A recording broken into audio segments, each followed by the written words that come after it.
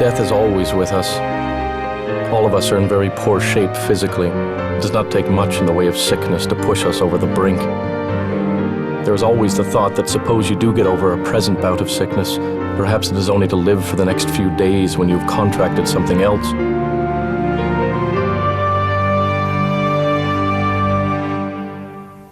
Squadron Leader Leonard Birchall of St. Catharines, Ontario, died 2 years ago at the age of 87. Shortly before he passed away, he granted an interview to Richard Nielsen. Birchall's wartime service, brief by the very nature of it, had a greater impact on the outcome of the war than perhaps any Canadian serviceman. That claim has credibility only because Leonard Birchall's initial heroism, describing and reporting on the approach of a huge Japanese strike force headed for the British base at Ceylon, now Sri Lanka, might have changed the whole strategic direction of the Pacific War. The attack went ahead despite Birchall's signal, but because of him the British were prepared and inflicted heavy losses on the Japanese. These losses later had repercussions, both in the Battle of the Coral Sea and again at Midway. Japanese aircraft from 3 carriers scrambled hastily to prevent Birchall's radio warnings, forcing Birchall to crash land his battered plane. Moments later, he was plucked from the Indian Ocean by a Japanese destroyer. He and the 4 crew members who survived with him were taken back to Japan, where his rank made him the senior officer in a succession of 4 Japanese prison camps, notorious for their cruelty. I'm Scott Taylor, and I was asked to host these 2 programs on Leonard Birchall's wartime experience.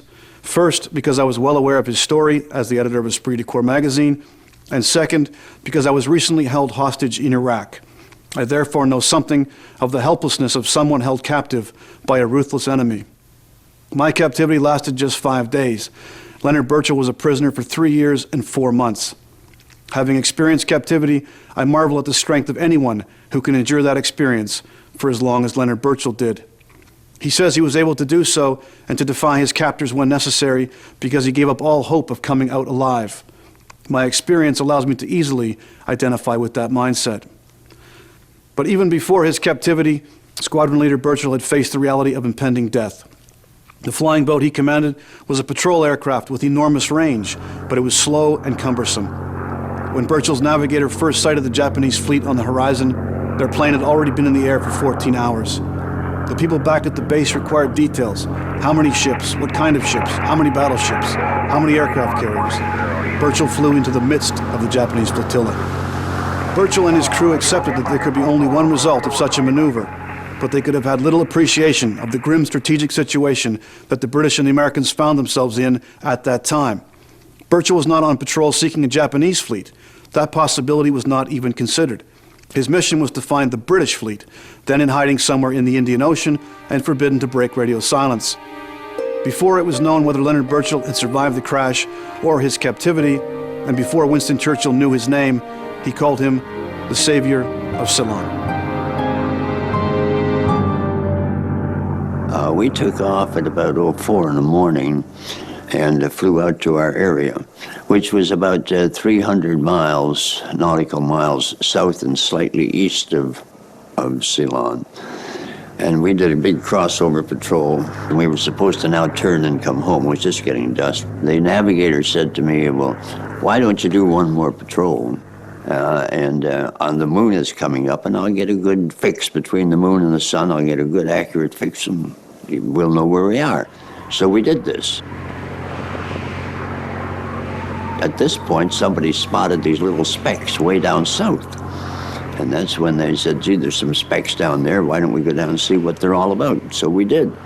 And we turned, and the closer we got, the more we saw, and the more we realized that this was the Japanese and not the British. And so we had to go in and find out how many there were, which way they were going, and their speed and whatnot. So we did that, and then started to get our message out. But the minute we committed ourselves, we had no hope. There was no clouds to hide in, right, just wide open day, and so we just knew we were going to get hammered, and that was it. The radio operator was in the middle of his 3rd transmission when the Japanese hit us, because they kept coming in underneath us. And in order to protect ourselves from that, we got down fairly low. And the problem with it was that they kept hitting the tanks up in the wings. and with no self-sealing tanks. The gasoline flowed through the wing, and then there's a tunnel that came down into the main fuselage, and the gasoline poured down through there and got on fire. And so there was a big fire started up in the hull of the airplane, and we had gasoline tanks down there, our long-range tanks and everything else. We managed to get the fire out a couple of times, but then, boom, she just went, the whole thing. In the meantime, one lad had had his leg blown off. He got hit with an explosive shell, so we had him on a bunk.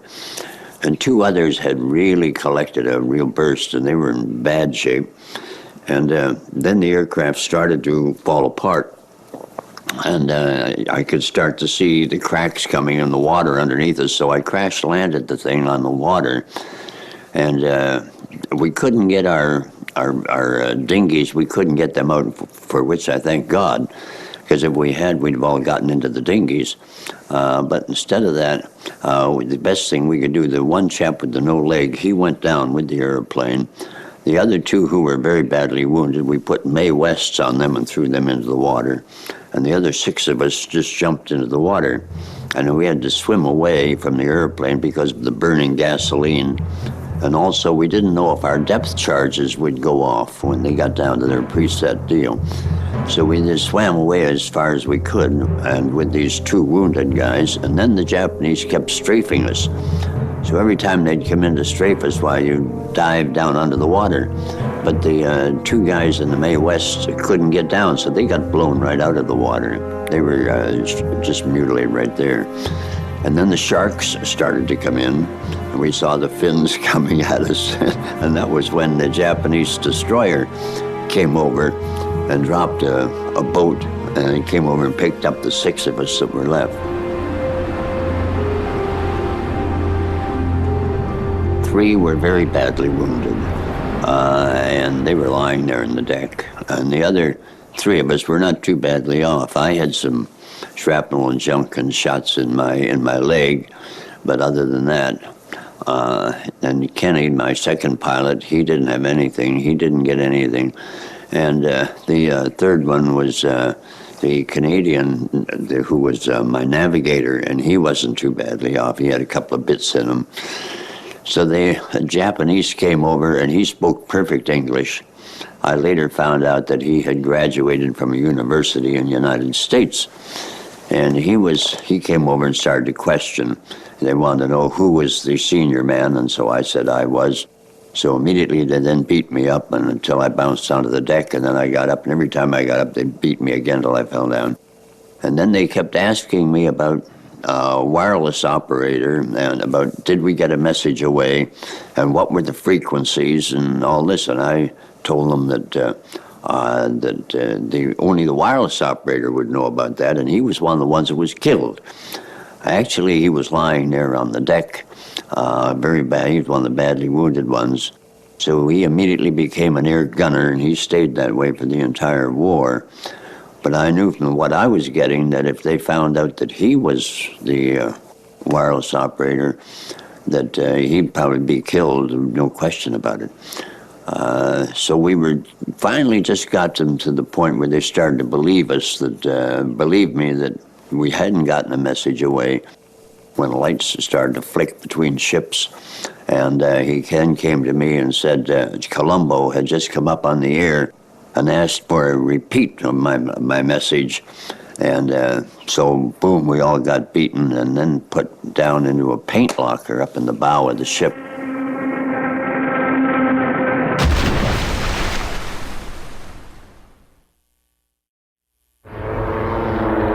The arrival of Birchall's signal at the British base at Colombo, Ceylon, did not prevent the Japanese attack.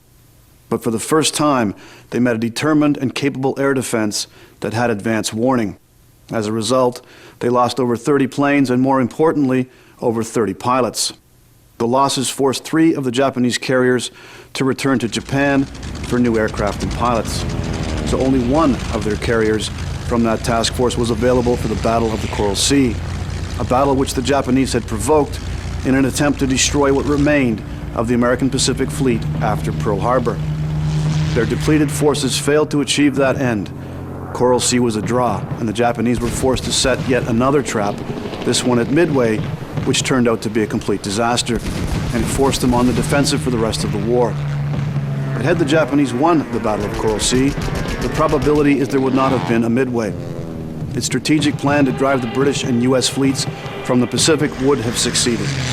As a consequence, the United States would not have been able to fight the war in Europe before turning to the Pacific. That is why Winston Churchill regarded the Battle of Ceylon as the war's turning point. But Leonard Birchall knew none of this.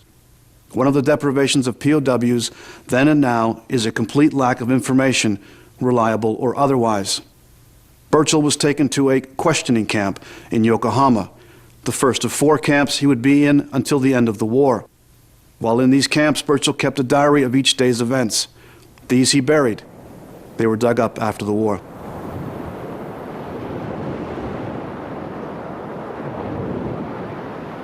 February 5th, 1944. The officers all received their mail tonight, and hence the room was filled with memories.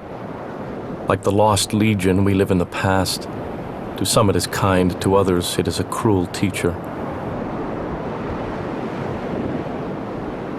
Japanese Army were responsible for all prisoners of war. But the Navy had this special questioning camp at Ofuna, and we were the first ones into it. We opened it up. The Japanese Navy officials would come down every day from their headquarters to question and find out what they needed to know if they had problems and so on. And this they did. And this was just a death camp. They beat the hell out of us. We were 2 prisoners in a 6-by-6 foot cell, lights on day and night, not allowed to talk. We couldn't speak any English except when you were in questioning. You had to speak to all the guards in Japanese, and we learned Japanese very quickly. We were on real starvation diet. We were allowed out of those cells only for about an hour a day. There'd be a half an hour in the morning and a half an hour in the afternoon. We had 1 cigarette a day. It was just a terrible place. Fleas, mosquitoes, and all we had was a little bean bag and 1 blanket. Usually my weight was running around 150, 175 pounds. I was down to about 120 by the time I came out of there, by the time I got into working camp. We were taken into Yokohama and into this great big baseball stadium. This was a stadium that was built for, in memory of Lou Gehrig, and it was called the Lou Gehrig, put in by the Standard Oil Company. Big stadium that they had there, right in the center of Yokohama. And underneath one of the grandstands was where we were. I was a squadron leader, which was a major, and the other guys were all captains or lieutenants. And they said, "You're the senior." And I said, "Well, that's fine." I thought I was going to get lots of privileges and what have you. And they just shook their head and said, "Boy, we don't envy you." And this was when they then started to give me the facts of life from Hong Kong. And they started telling me that the officers had, down there, unfortunately, had sold their troops down the river, a lot of them. They'd taken more than what their share, and food and quarters and everything else, and only what was left. And as a result, the troops were very bitter.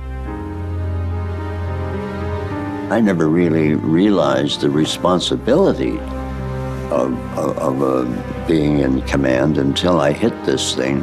My first lesson was on that deck of that destroyer when I realized that I had to do something to protect those chaps that were lying there. Otherwise, they were going to be killed. And this was when I had to stand up and lie like a trooper in order to try to protect them and do what I could. And that was the first indication of what was going to what was in store for me. And then when I got into the working camps, the first working camp, I was suddenly confronted with the deal that I could live fairly comfortably if I went along with what the Japanese wanted. In other words, I could turn my hand one way and I could live fairly well. I could turn my hand the other and try to protect as many as I could. It was just going to be one life of hell until, and I probably would never survive. I never thought I would survive one day to the next. A Dutchman named Van Deersen ate some grass, and he must have eaten a poisonous weed. He was brought back from the mine with terrific stomach seizures. There was no medicine, and there was very little one could do for this chap except watch him die.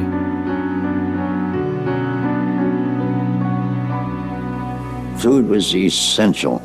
Everybody was starving. You don't know what it's like to be starving, and I mean it. 24 hours a day, 7 days a week. You'll eat anything, anywhere, no matter what. And there we were. And so with the rice that we had, we said, all right, we're going to dish out all the food right here in front of everybody, and the officers' food's there as well. And if you think that your food is less than the officer, you just come up and change the bowl, and away you go. No questions, away you go. No problem. And then after everybody's got their bowl, and if everybody's happy, then we'll take our bowls and we'll go eat our meal. And they didn't believe us, but we did this. You just had to keep saying to yourself all the time, am I being selfish? And I can't afford to do this. If I take this, somebody might die. And I'll be a little bit better off, but somebody else is going to die. So if we're going to die, then let's the two of us go together. Tobacco became the currency of prisoners of war. That's where you had all these tobacco barons, they called them. Here's the guys that dealt in cigarettes. When you're hungry, for some unknown reason, a cigarette eases the pain. It's like a narcotic, I guess, I don't know. But they'll do anything. Men that are starving will take their last bit of food and change it for a cigarette. We had an awful time with this. The officers in our camp, we decided in order to be free of any criticism, we all gave up smoking. So when we got the ration of cigarettes, it was all rationed out, we would take our ration and we would put it back into the main camp deal. The doctor got most of these. If a man was trying to sell his food for cigarettes, or if somebody was offering cigarettes for food, the men themselves now started to report this to the doctor, knowing nothing was going to happen in the way of punishment from us. And the doctor would then get these guys aside, and if you were really addicted, he'd take some of these cigarettes and say, here, keep your food, now eat your food, and if you get to the point again, come to me and I'll give you another couple of cigarettes. As a result, we saved innumerable lives. There was no barons in our camp. It's amazing. Death is always with us. All of us are in very poor shape physically, and it does not take much in the way of sickness to push us over the brink. Sickness is associated with death as closely as one associates a toothache with a dentist.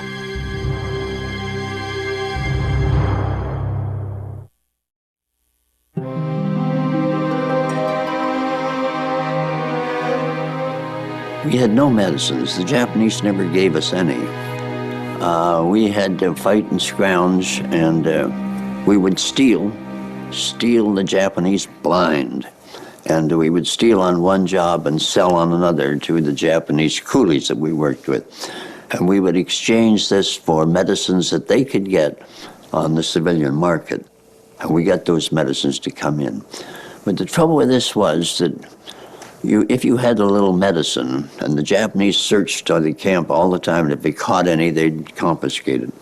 So you had to hide all these medicines. Now, you may not have the medicine that you were going to need for what the disease you had, but you could trade it for the one that you did have. So, boy, this was life.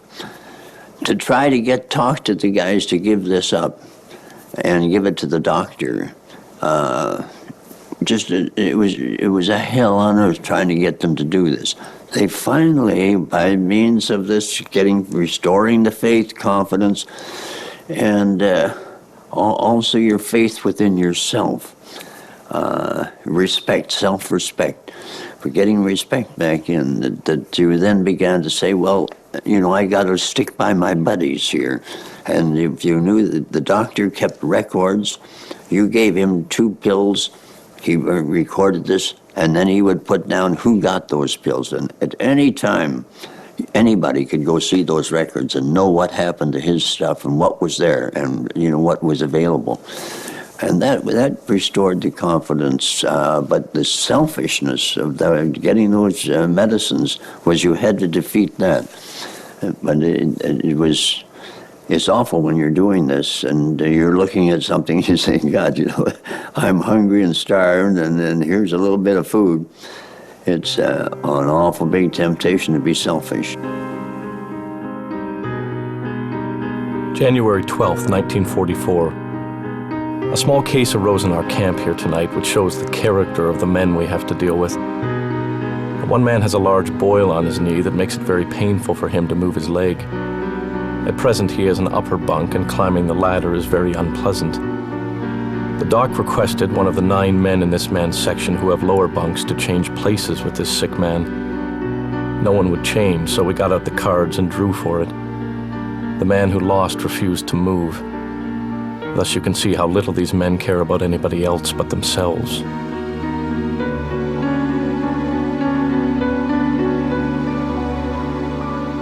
There was one chap who was from Hong Kong, and he had managed to get 3 morphine pills, and he brought those into camp. And he gave these pills to the doctor. We had no anesthetic.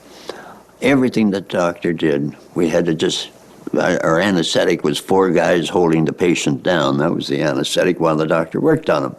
And some of the stuff that he did was just beyond belief that you had to go through. Anyway, so the only pills that we had, painkillers, were these 3 morphine pills. So we decided, when we got these pills, we made a decision amongst the officers and the camp that we would not use one of these unless we had a unanimous decision of the camp that we could use one. And the reason for this was that you looked at this and you said to yourself, maybe one day I'm going to need that pill to see me over that last painful hump. Because, boy, with beriberi, your pain is accentuated beyond all belief. Time and time again, the doctor would say, all right, I think we should use this. When he was going to do some very drastic surgery, or in the case of these 3 guys that we lost, when they got to the last painful hump and the doc said there's nothing more we can do for them, let's just ease them into the next world. We would have a decision by the camp. Everybody would say, yes, use one, except the guy who was going to get it. And he would say, no way. So at the end of that, when I left that camp, and when I was sent to discipline camp, those 3 pills were still there. Now, I don't know whether they were still there at the end of the war, but I imagine they were. February 14th, 1944. One lad had a splinter in his thumb, and in 2 days his hand was up like a balloon. The doc had to lance his thumb, and what a mess it is. Today he was soaking it in hot water, and the last joint of the thumb just floated out into the water. Night after night, I would sit up with Dr. Kaufman. He was just at the end of his tether. Didn't know what to do or where to go. He was saying, I'm playing God. I have 1 pill. I have a little bit of medicine. I got 20 patients. All that I can save with that pill, but which one do I give it to? I say to one guy, you're going to live, and you other 19 guys are going to die because of me. And the mental stress on those people, just awful what they went through. Much more so than what I went through, where as I say, I could have lived the life of Riley or turned my hand the other way, and they'd live, the prisoners would live, and I would go the life of hell. Otherwise, they would die off, and I'd do all right. It does not take much to make one lose heart and give up fighting for life in these circumstances. There is always the thought that suppose you do get over a present bout of sickness, perhaps it is only to live for the next few days when you've contracted something else, and it may be a lot worse than your present sickness. There arises out of this a feeling of envy for those who have died.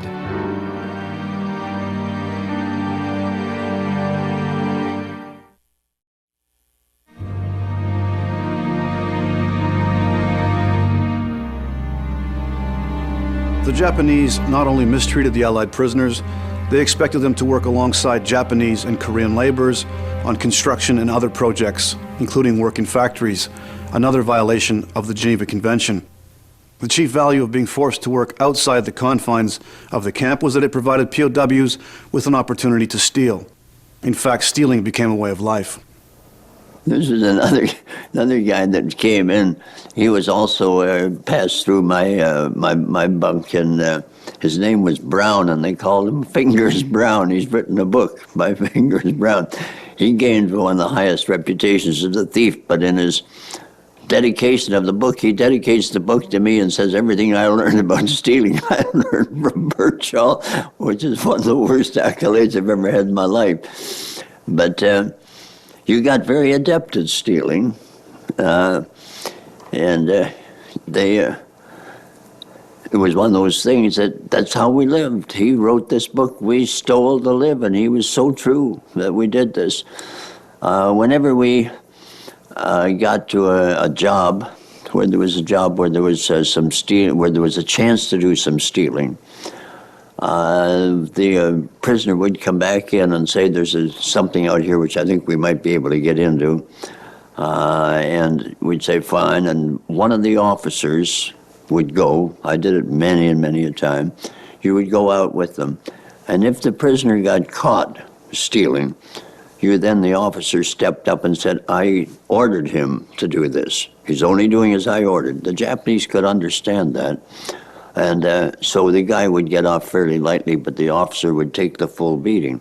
If, however, it was successful, we got that stuff into camp, then the agreement was that half of it would go into the camp supplies. And again, full records were kept of that. You could go at any time and see what happened to your half of the stuff. And that was used either for trading out on other jobs, or if it was food, it was used for the sick, or if it was medicines, anything like that, it all went in, and you could see for the benefit of the camp.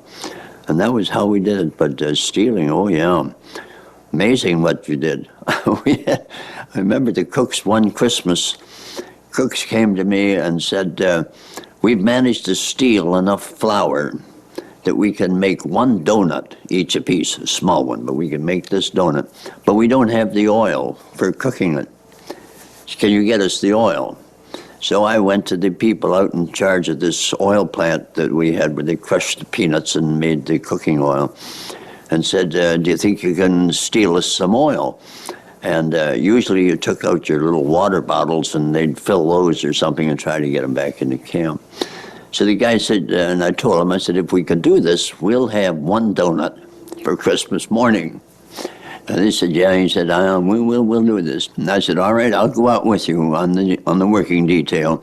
So if anything breaks loose, I ordered everybody to go steal this oil. So we went, and we went through the deal, working day, came back. Now, when you went into when you were leaving the working camp, they inspected you, they searched you on the working site. You then went outside the working site and you were turned over to another set of guards, Army guards. You were checked there, searched. You went back to the place, to your camp. You were searched before they went in. When you got in, you were searched again. So you went through 4 searches. And I thought, we're never going to get any oil through here. Maybe the odd can of it, and maybe we can get enough to do these donuts. So we got in, went into my room, and the head, the sergeant who had been in charge of this deal came in and said, sir, what do you want to do with this oil? And I said, well, where is it? And he said, well, we got the can outside. It was an American 5-gallon can. How in the name of God they ever got it in it, I'll never know. But there it was. So we had our donut for Christmas morning. Boy, was that wonderful.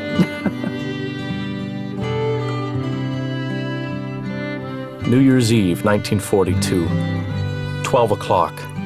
We all shouted, shook hands, and laughed like mad. Anything to relieve our emotions, ending by joining hands and singing Auld Lang Syne.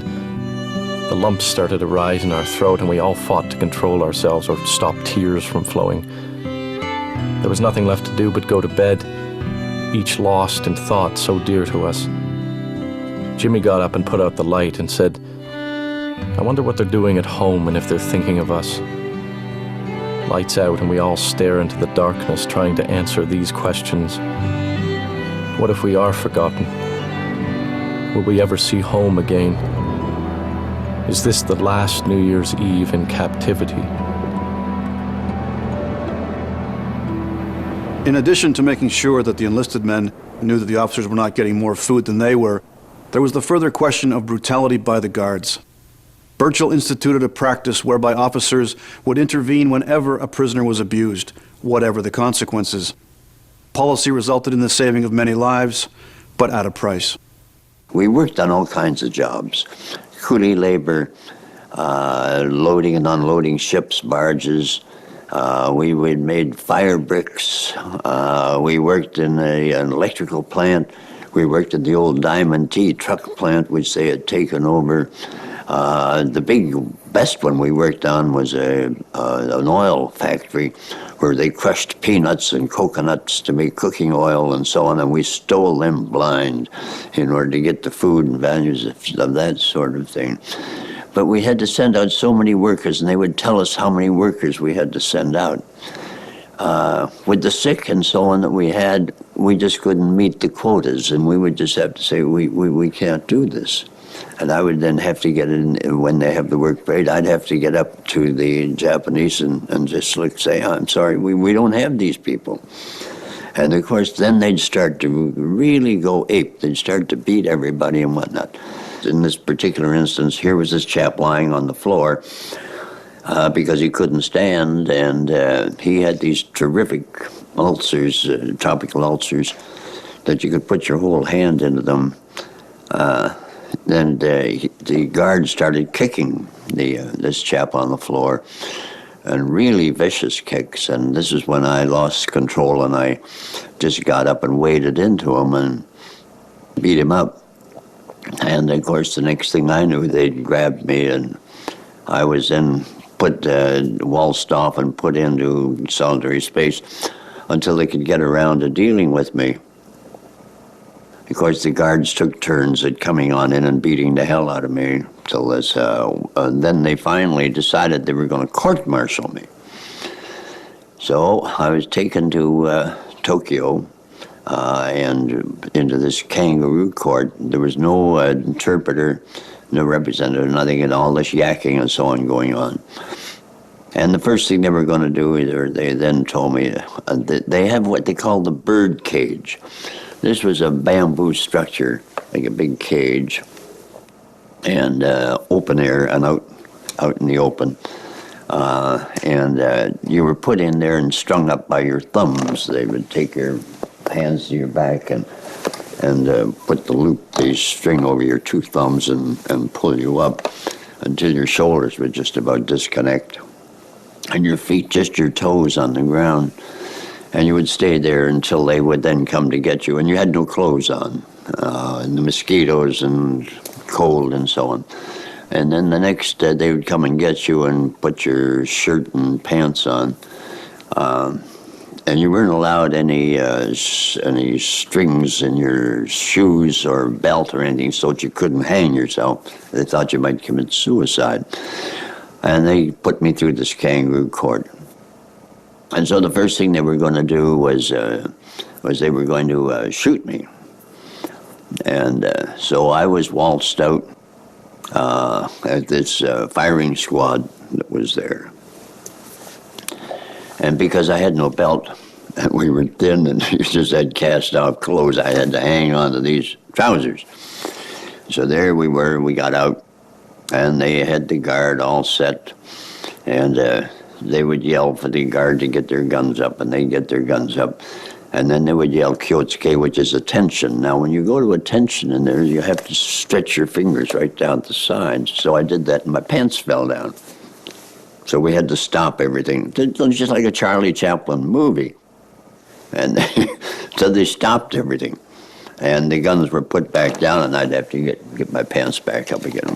We all set to go in. We're all set to go again. Now we go again, and now the commands would all go flurry, and they get their guns up again. Kyotsuke, boom, down goes the pants, you see. We got to stop this. So after about 3 or 4 shots of this, they then marched me back again, took my clothes, put me in the bird cage. And they said that only respectable people got shot. But I was not respectable, so I was going to have my head chopped off. So the next time they brought me on out, they have the wooden block, and you have to kneel down and put your head over this wooden block. Fellas there with the big sword, and swish, he came down with this sword and just went by the top of my head. Then they said, stand up. I couldn't stand up. Boy, after that one, I thought this is it. So we eventually back up onto feet and back into bird cage. And then eventually they took me back to my own camp and back into my own solitary. And there the prisoners looked after me and got me back into shape again. But as a result of that, I could never have lived through it again. So that the next time when they started this was in the next camp I went to, which when we broke up the main camp, and I went to the Asano Dock camp, and they again started sending out the sick and beating the hell out of them. So the prisoners said, you're never going to live through another one like that if you do anything. And I said, yeah. So I then said, well, look, I'm going to hold a sit-down strike. We'll try that. So we got out the next morning, and they said, okay, we're going to waltz these. And they went, and we needed more sicks. They went into the barracks, and they got these sick guys and dragged them out of bed and held them, and we had to hold them up. These were guys who were supposed to go and work all day long. They couldn't even move. So at this point in time, I just took over and said, okay, everybody, sit down. We've had it. So all the prisoners sat down, and the guards just went berserk. And they started to beat the hell out of me. And I said, don't anybody move. If you do, we're all dead. And so they beat me up pretty badly, and they went after the prisoners with swords and so on. And the prisoners just sat there and waited until finally they convinced them that they weren't about to move until they put those sick back in the bin. So now they said, all right, the sick can go back. So we put the sick back into their bunks. And I said, fine, fellas, up you get. Away we go. You go off to work. Then right after they left camp, 15 minutes later, boom, in they came with a big guard and said, now you and the doctor, whang. And that's when they took us out. And they told the prisoners there that they had, that I'd been taken out and killed, which was the normal procedure. And so everybody thought that I was dead.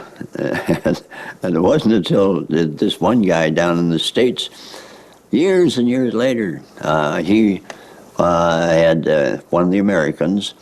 He was down there at a prisoner of war session, and he mentioned the fact that he'd been in my camp. And the guy said, oh, yeah, he's up there in Canada. He's alive. So I got a phone call from this fellow, and he said, are you alive? And I said, well, I sincerely hope I am. And so he came up, and he's been one of my best friends ever since. October 18th, 1943. When I complained about the slapping of men too sick to go to work, I was told of the inhuman treatment of NIP internees in Canada before being thrown out of the office.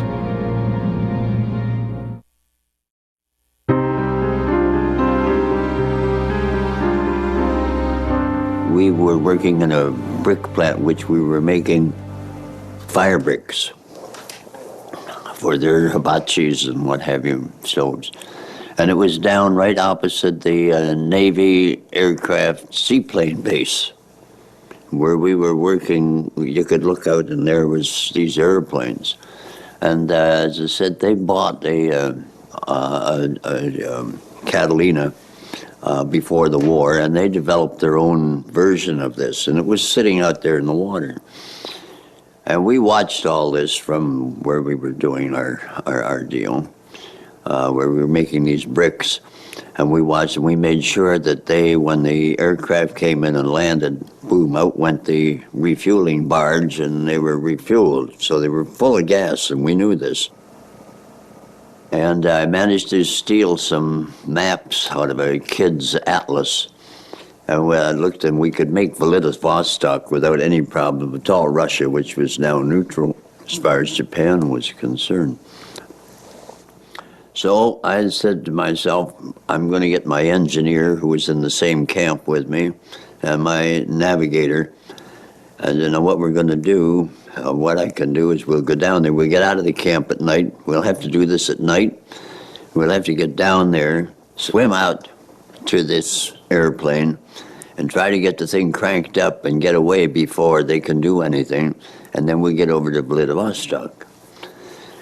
So when I got all the workings out in my own mind and got everything more or less detailed, I then shared this proposal with the officers in my group. And they said, well, if that's going to win the war, if you're getting home, if that's all it takes and immediately everybody's going to sign peace, wonderful, you go ahead, no problem. But what's actually going to happen is they're going to take about 50 prisoners here and they're going to shoot them. They kill them. And for no good reason, they're just going to kill them.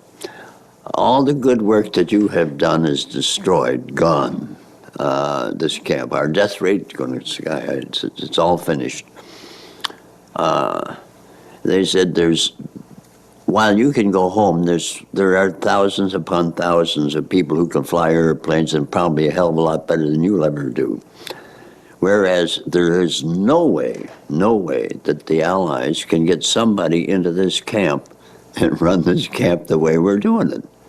Nobody can replace you here. It's up to you to make the decision. So I just tore up my stuff and never made a break for it. January 18th, 1944. I am more anxious to get a letter from my wife than I can express in words. In view of lack of food here, I can only say that I would rather have letters in place of a parcel, even though I am continually hungry.